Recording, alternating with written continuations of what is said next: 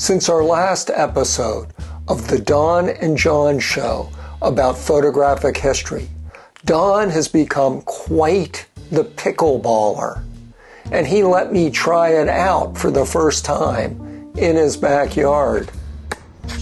This new episode features the American who brought photography to the masses. So we're going to be talking about George Eastman.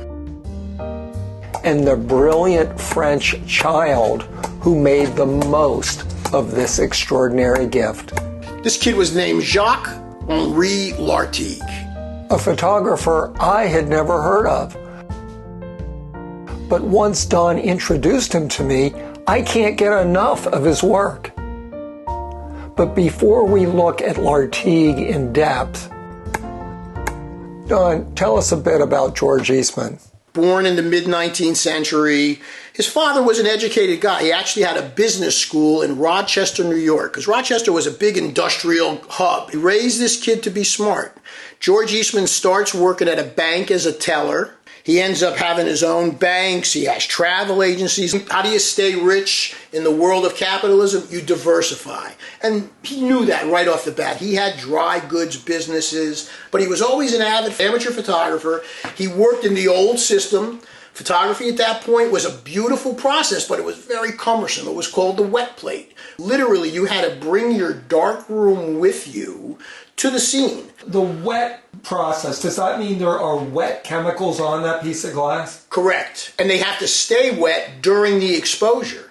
So you have to coat the glass and prepare the negative in the dark of what was known as a changing box. You then put it in a holder in that dark changing box, then take the holder out into the light, go to your camera, slide it in your camera. This is a classic film holder. It would slide out. This is all in the dark. You'd slide it back in. This is now a light tight chamber. You would then take this, slide it into the back of the camera, and when you're ready to make your picture, expose that piece of film to the darkness of the inside of the camera, and then the famous click, which would make the shot. Then you do the same exact thing. Close it up. Then you take this out into the daylight, walk back over to your developing box, and you got to do this within 15 minutes or so. Humidity mattered. If it was a dry day, you had to work faster. Then get it into the developing box and develop the negative. At that stage, you're done, and you can move on to picture number 2.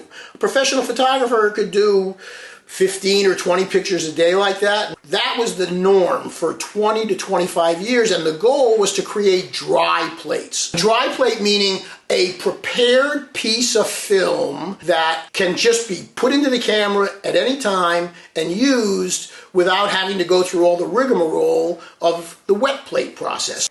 The pre-prepared exposure material.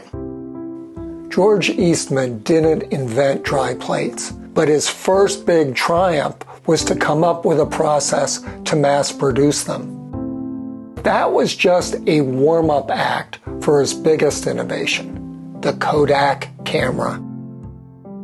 Eastman's genius was to have a roll of many negatives ready to go, not on glass, of course, but cellulose from plants.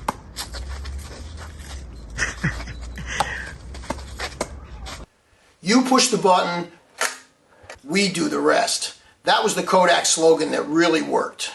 You would take your 100 pictures, send the box right back to the company. They would take out the film, process it, print the cards, reload it with a new cylinder of 100 exposures, send it back to you, and this radically changed what photography was going to be all about. How did those early shutters work? This was probably produced around 1904, 1905. If you take its cover off, that simple compression of that wire flips the tension and boom, 60th of a second. When that disc passes that open hole, the light hits the film at the famous 60th of a second. And let me tell you one other story about the word Kodak. And as you do, let's look at some of your own collection of early Kodak snapshots. It's not a word. Where did he come up with this? There's one thing that says K was his favorite letter. His mother's name started with K and he idolized his mother. But he was thinking globally. He was thinking to himself, I need a word that's going to be understood all around the world for my product. How do you say Kodak in Swahili? Kodak. How do you say Kodak in Greek? How do you say Kodak in so on and so on? He knew he had a word that people would remember, and it would be burned in their brains. And it also sounds a little like the snap of the shutter. Kodak. Say again? Kodak. Say again? Kodak. So this little package of pictures is your most typical package of snapshots. Everybody has them in their boxes, in their closets, in their houses. The only reason I bought this, I probably shouldn't have. It's just lots of pictures of people on their picnics, nothing really special. But the happy camper who made all these pictures is right here. So that was the main reason I bought it. Speaking of happy campers, in her introduction to this book on Lartigue, Vicki Goldberg states, Lartigue's happiness was guaranteed. He wrote, I love God, and I know I will always be happy thanks to Him. He's the only snapshot photographer that's in the history books. His father gave him a Kodak Brownie camera when he was 8. Though he would soon go on to develop and print his own photographs, the Brownie opened the world to his creative eye. He was the perfect practitioner for the product that came around at the perfect time. He had an affinity for making photographs. He wanted a camera since he could talk. And he took pictures of things that kids take pictures of. Fun.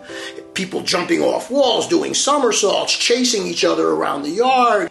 To me, that's perfect because that was the new visual vocabulary. It was the vocabulary of spontaneity, peripheral energy. It was the vocabulary of the modern world where all this stuff was happening and you couldn't see it all, but you saw something.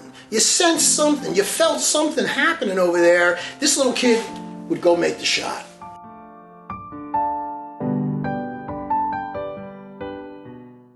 How did he become so well known? He was rich, and he hung around with artists, Picasso and the whole crowd of modernists, and he was a part of their world. And he just photographed the luxury of it all, the visits to the cafes and the pretty girls on the beach and the fantastic outfits that the women would wear promenading their little chihuahuas down the Parisian thoroughfares. So he just was into all that stuff, and he was lucky enough. Very few photos of his after age 22 or 23 you'll find in any kind of history books because it stopped being important. I think he went on to do other things. I'm not exactly sure what they were. There must have been something. I did a little research. Lartigue did grow up rich. His father, Henri, insisted that Jacques and older brother Zizou not go to school, but rather be kept amused by private tutors. Henri once said, I have plenty of money. My children should learn how to spend it. After the Wall Street crash of 1929, a lot of that family money disappeared.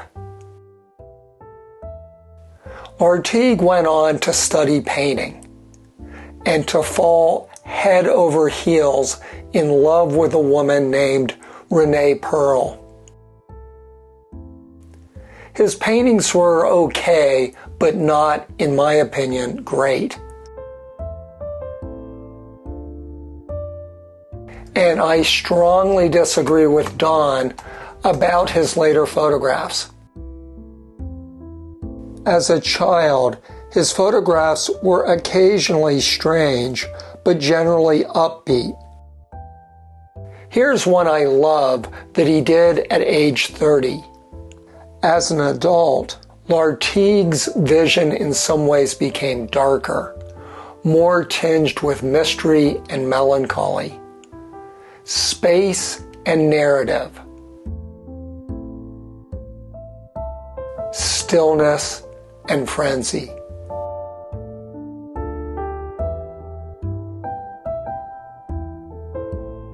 Sometimes that which is static is more dynamic than that which is moving.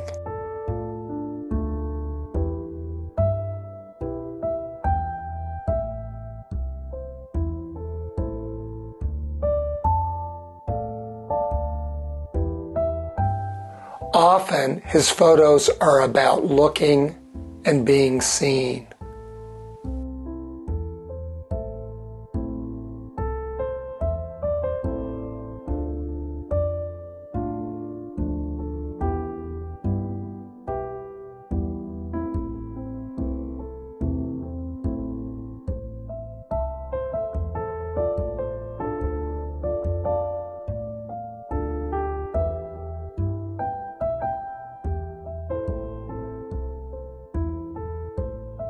Cherchez la femme. In addition to his mistress, Lartigue accumulated 3 wives over the years. Perhaps he had always confused happiness with pleasure.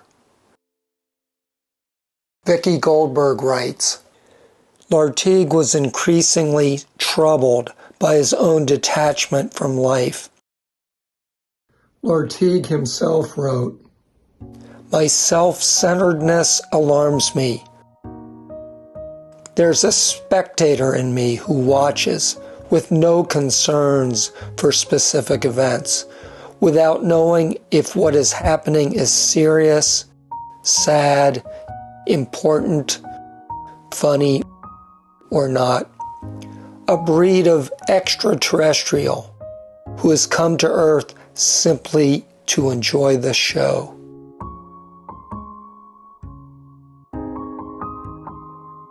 A spectator for whom everything is puppetry, even and especially me.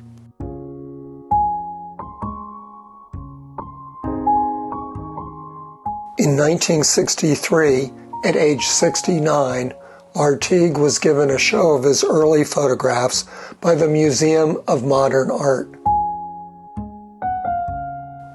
Later that year, Life magazine did a big article on him. He was lionized by photographer Richard Avedon, who said that seeing Lartigue's show at MoMA was one of the most moving experiences of his life.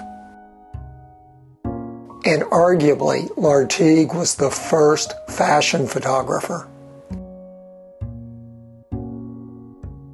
Film director Wes Anderson has been a huge fan. Bill Murray's character in The Life Aquatic is named after Lartigue's nickname for his older brother. Lartigue died in 1986 at the age of 92. He said he did not like most old people, whom he called boring and pessimists. In contrast, he said, "I'm an optimist. It's good to exist." On March 14, 1932, George Eastman wrote a short note. "To my friends, my work is done. Why wait?" He then took off his glasses and shot himself through the heart. Never married, he was 77, and for the past 2 years had lived with unbearable spinal pain. In addition to his many inventions and businesses, George Eastman's philanthropic contributions are almost too numerous to mention. He wanted to give away everything while he was still alive. He once declared, "Men who wait until they die before leaving their money are pie-faced mutts." He gave so much to the world, and not just money. Lartigue was far from the only child whose life was changed by him. It's around here somewhere, John. A little Kodak Instamat. Oh, here it is. This is the actual camera I used when I was 7, 8, 9 years old. Wow. This is it.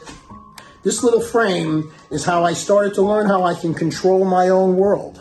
I could make it the edges anywhere I wanted. I could move in close. I could get further away. I actually thought that stuff when I was 8 or 9 years old looking through this little thing. Wow. I thought, yeah, I can make it look any way I want.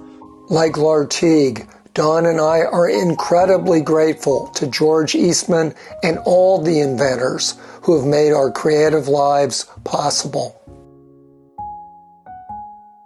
Kodak. Say again. Kodak. Say again. Kodak. Say again. Kodak.